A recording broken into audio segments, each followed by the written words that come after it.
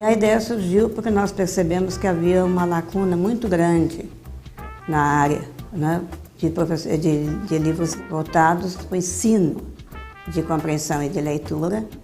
Então, mostrando as estratégias, as técnicas, os conhecimentos, os recursos de que nós temos que dispor para poder ler um livro, compreendendo perfeitamente, percebendo como se constrói o sentido nesse livro e, por outro lado, saber também utilizar as mesmas estratégias quando escrevemos os nossos textos. Nesse sentido, então, que a gente fez essa divisão das duas obras, que na verdade são duas obras complementares, dentro de uma ideia primeira que leitura e escrita são atividades indissociáveis.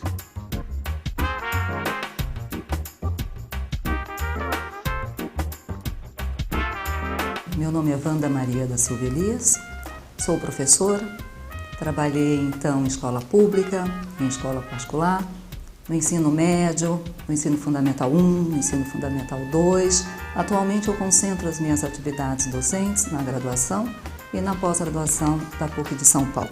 Sou coautora, juntamente então com a professora Ingridori Koch, dos livros Ler e Compreender, Ler e Escrever, e coordeno uma coleção pela Contexto intitulada Linguagem e Ensino.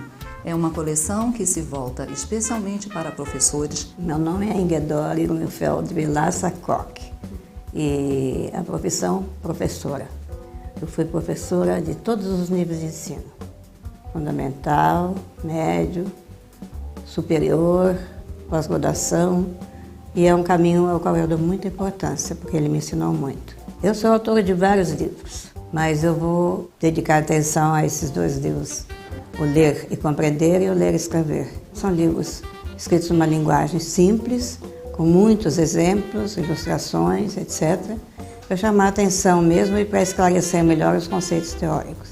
O Ler e Compreender e o Ler e Escrever, nessas duas obras nós fizemos questão assim, de usar bastante exemplo, né? E buscamos textos diferenciados. Então há tirinhas, há piadas e há muitos textos de alunos. Então são textos de jornais, são textos então retirados de livros mesmo, né? Da literatura que estão aí na moda. Eu e a Wanda utilizamos o seguinte processo. Nós, em primeiro lugar, elegemos o tema do livro e os tópicos mais importantes. Sempre de acordo também com a inclinação de cada um, os interesses maiores de cada um. Depois nós trocávamos esses textos, né, por e-mail e finalmente nós fazíamos reuniões constantes para discutir os textos, deixar mais claro. E realmente, Wanda e eu fizemos um trabalho assim de mútua cooperação e de mútua amizade. Um trabalho muito bonito.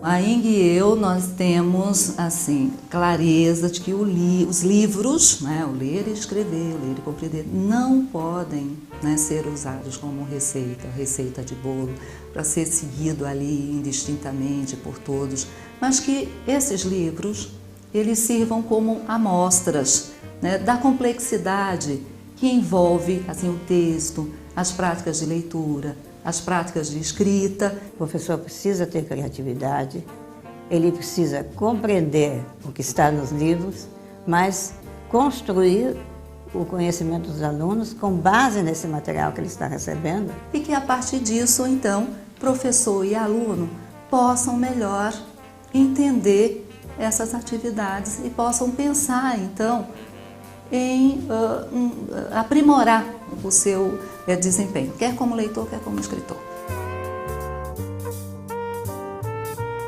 Logo no começo do Ler e Compreender, que eu acho muito estimulante, que é a história do Patinho Feio. O livro vai mostrando passo a passo a história e mostrando todas as hipóteses que nós vamos lançando à medida que nós vamos lendo, né, sobre o que poderia acontecer depois.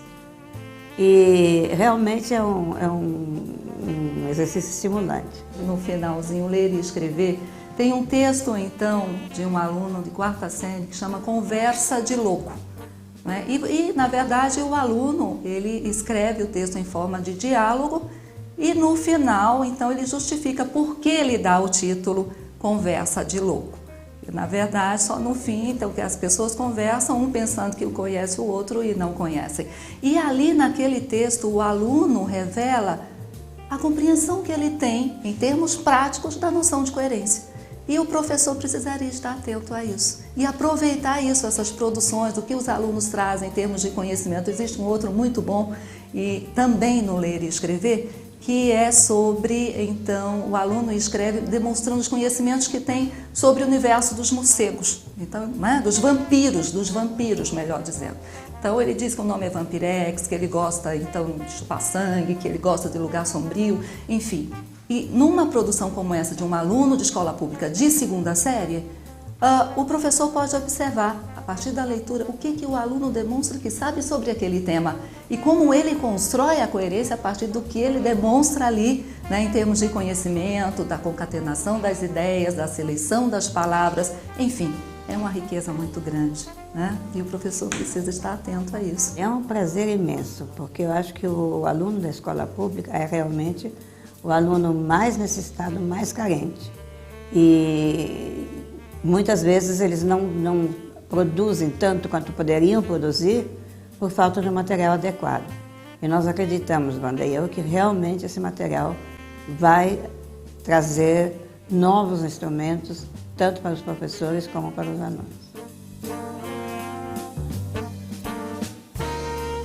A leitura é uma atividade indispensável, então, a formação então do professor, uma formação continuada, a formação então do aluno em termos então completos, em termos gerais, né? Então a gente precisa sim desenvolver a atividade de leitura e não uma leitura somente na escola, né? E para a escola, mas uma leitura que seja entendida como uma atividade do seu dia a dia, incorporada ao seu dia a dia, realizada em diferentes momentos e com diferentes finalidades. Então, o que eu digo assim em relação à atividade de leitura, atividade de escrita, para que a gente então possa entender melhor tudo isso, leiam os textos, né? Leiam o Ler e Compreender, leiam o Ler e Escrever, descubram as estratégias de produção escrita, as estratégias de produção de sentido e nos tornemos todos nós, né, os alunos e os professores, bons escritores, bons leitores.